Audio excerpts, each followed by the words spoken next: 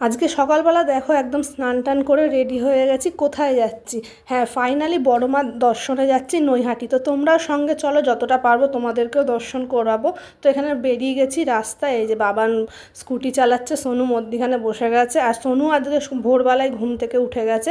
আর যখন আমরা মন্দিরে পৌঁছেছি তখনও মন্দির খোলেনি। 7:30টার সময় পৌঁছেছিলাম, 8টার সময় মন্দির খোলে।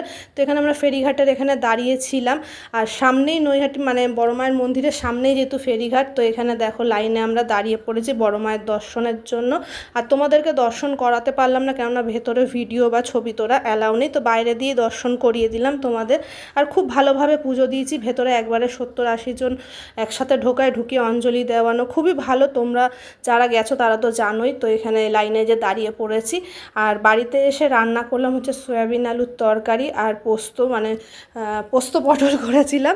তো এই দিয়ে আজকে খাওয়া দাওয়াটা সেরে ফেললাম। ভাই আবার দেখা হবে নেক্সট।